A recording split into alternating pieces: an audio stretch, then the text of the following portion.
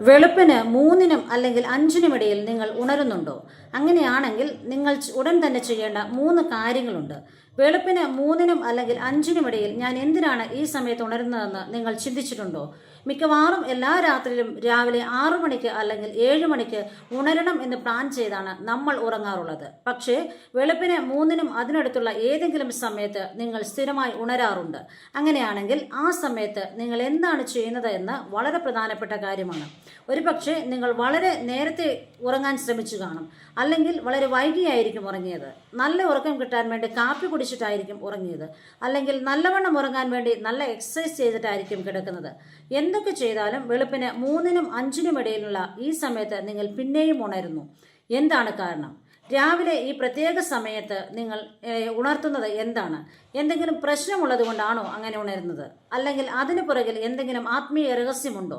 അങ്ങനെയാണെങ്കിൽ അതിനുവേണ്ടി എന്താണ് ചെയ്യേണ്ടത്? ഇങ്ങനെയുള്ള ചോദ്യങ്ങൾ നിങ്ങളുടെ മനസ്സിലുണ്ടോ?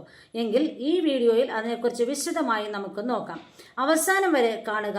എങ്കിൽ രാത്രിയിൽ ഈ അസാധാരണ സമയത്ത് നിങ്ങൾ ഉണരുമ്പോൾ നിങ്ങൾ ചെയ്യേണ്ട 3 കാര്യങ്ങൾ നിങ്ങൾക്ക് മനസ്സിലാകും. ഈ ചാനൽ ആദ്യമായാണ് കാണുന്നതെങ്കിൽ സബ്സ്ക്രൈബ് ചെയ്യുക.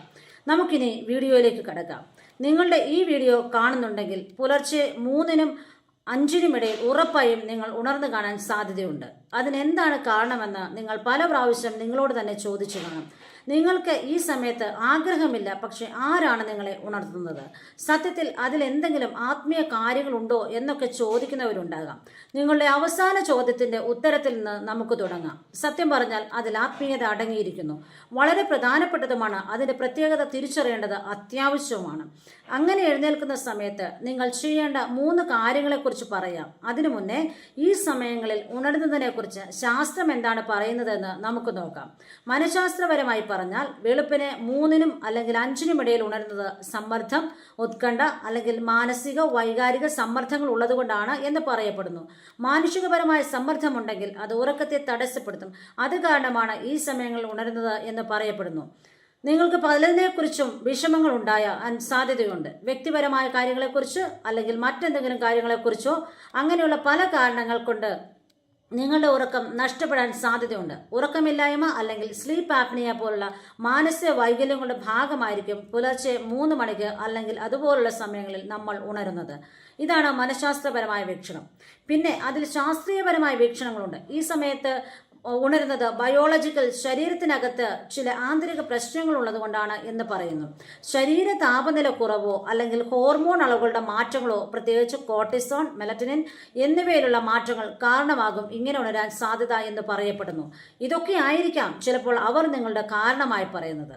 ഈ കാരണങ്ങൾ കൊണ്ടാണ് രാത്രി നിങ്ങൾ ഉറക്കം കിട്ടാത്തത് എന്നൊക്കെ ആണ് പറയപ്പെടുന്നത്. വെളുപ്പിന് 3-നും 5-നും ഇടയിൽ ഉണരുന്ന ഈ നിമിഷങ്ങൾക്ക് ഒരു വലിയ ദൈവിക പദ്ധതിയുമുണ്ട്. നമ്മുടെ ആത്മീയ മനുഷ്യന് ആഴമേറിയ ആത്മീയ കാര്യങ്ങൾ മനസ്സിലാക്കാനുള്ള ഒരു പദ്ധതി. നിങ്ങൾ കേട്ടതുപോലെ ഇത് കേവലം യാദൃച്ഛികമോ അല്ലെങ്കിൽ മാനുഷിക സമ്മർദ്ദങ്ങൾ മൂലമോ ഉണ്ടായതല്ല. ഇത് സത്യം പറഞ്ഞാൽ ദൈവിക കാര്യങ്ങൾ നാമുമായി കണക്ട് ചെയ്യാൻ ആഗ്രഹിക്കുന്ന ചില നിമിഷമാണ്. ആത്മീയ പാരമ്പര്യം അനുസരിച്ച് വെളുപ്പിന് 3-നും അല്ലെങ്കിൽ 5-നും ഇടയിലുള്ള ഈ സമയം രാത്രിയുടെ അവസാന യാമം അല്ലെങ്കിൽ 4-ാം യാമം എന്നാണ് അറിയപ്പെടുന്നത്.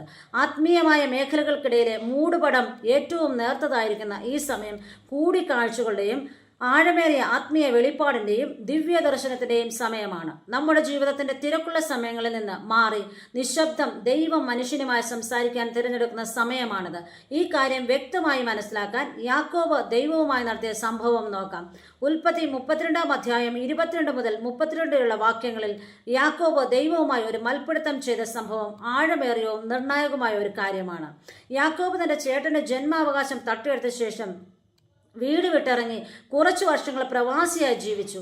അതിനുശേഷം സ്വന്തം സ്ഥലത്തേക്ക് യാത്രയായി. വർഷങ്ങൾക്ക് മുൻപ് ചേട്ടനെ വഞ്ചിച്ചുകൊണ്ട് ചേട്ടന് തന്നോട് ദേഷ്യമായിരിക്കുമെന്ന് കരുതിയ യാക്കോബ് തന്റെ കുടുംബത്തെയും തന്റെ സ്വത്തുക്കളെയും അക്കരെ എത്തിച്ച് യബ്ബോക്ക് കടവിന്റെ അക്കരെ എത്തിച്ച ശേഷം ആ രാത്രിയിൽ ഒരു അപൂർവ വ്യക്തിയെ യാക്കോബ് കണ്ടുമുട്ടി. അവനുമായി പുലർച്ചെ വരെ അവൻ മൽപ്പിടുത്തം നടത്തി. മൽപ്പിടുത്തം സത്യത്തിൽ ശാരീരികവും ആത്മീകപരമായ രീതിയിലായിരുന്നു. യാക്കോബിന്റെ ആന്തരിക സംഘർഷത്തെയും ദൈവവുമായുള്ള തന്റെ അടുത്ത ബന്ധത്തെയും എടുത്തു കാണിക്കുന്ന ഒരു സംഘർഷമായിരുന്നു. ദൈവവുമായുള്ള സങ്കീർണമായ ബന്ധത്തെയും എടുത്തു കാണിക്കുന്ന ഒരു പോരാട്ടം. നമുക്ക് വിശ്വസിക്കാൻ പറ്റാത്ത രീതിയിൽ ദൂതനായി പലപ്പോഴും വ്യാഖ്യാനിക്കുന്ന ഈ നിഗൂഢ മനുഷ്യൻ യാക്കോബിനെ പിടിച്ചു നിർത്തി. യാക്കോബും മനുഷ്യനുമായി വളരെ നേരം മൽപ്പിടുത്തം നടത്തിയ ശേഷം പുലർച്ചെയായപ്പോൾ ദൂതൻ യാക്കോബിന്റെ ഇടുപ്പിൽ തൊട്ട്. അത് കാരണം യാക്കോബിന് ഉളുക്കിട്ടു. എന്നിട്ടും തന്നെ അനുഗ്രഹിക്കുന്നത് വരെ യാക്കോബ് പിടിവിടില്ല എന്ന് പറഞ്ഞ് എന്ത് ചെയ്താലും വിടില്ല എന്ന് മനസ്സിലാക്കി ആ വ്യക്തി അവനെ അനുഗ്രഹിച്ച് ഇസ്രായേൽ എന്ന പുതിയ പേര് കൊടുത്തു. അതിന്റെ അർത്ഥം ദൈവത്തോടും മനുഷ്യരോടും പൊരുതി ജയിച്ചിരിക്കുന്നു എന്നതാണ്. ഈ പുതിയ പേര് യാക്കോബിന്റെ ജീവിതത്തെയും ദൈവവുമായുള്ള നേരിട്ട കൂടിക്കാഴ്ചയുടെയും ഒരു വഴിത്തിരിവായി അടയാളപ്പെടുത്തുന്നു. ഈ പുലർച്ചെ സമയങ്ങളിൽ നമ്മളിൽ പലരും അനുഭവിക്കുന്ന ആത്മീയ പോരാട്ടത്തിന്റെ ശക്തമായ രൂപകമായി ഈ സംഭവം പ്രവർത്തിക്കുന്നു. അനുഗ്രഹങ്ങളിലേക്കും ഉൾക്കാഴ്ചകളിലേക്കും ദൈവവുമായി ആഴത്തിലുള്ള ബന്ധത്തിലേക്കും നയിച്ചേക്കാവുന്ന ഒരു പോരാട്ടമാണിത്. ഇതിനുവേണ്ടി എന്താണ് ചെയ്യേണ്ടതെന്ന് അറിയേണ്ടിയിരിക്കുന്നു. അങ്ങനെയാണെങ്കിൽ ഈ സമയങ്ങളിൽ ദൈവം നമ്മൾ ആഗ്രഹിക്കുന്ന കാര്യങ്ങൾ എന്താണ്? ഇത് ശരിക്കും പറഞ്ഞാൽ നാം ജാഗ്രത പ്രാപിക്കാനുള്ള ഒരു ആഹ്വാനമാണ്. പ്രാർത്ഥിക്കുവാനും മധ്യസ്ഥ വഹിക്കുവാനും നമുക്ക് വേണ്ടി മാത്രമല്ല, നമ്മുടെ കുടുംബത്തിലുള്ള മറ്റുള്ളവർക്കും വേണ്ടി കൂടിയാണ്. വെളുപ്പിന് 3-നും 5-നും ഇടയിൽ പരീക്ഷകൻ വരുവാനുള്ള ദിവസങ്ങളിൽ തന്റെ സ്വാധീനം ഉറപ്പിക്കുവാനുള്ള സമയമാണ്. എല്ലായ്പ്പോഴുമല്ല, ഇങ്ങനെ ഉണരുന്ന പ്രത്യേക ദിവസങ്ങളിൽ.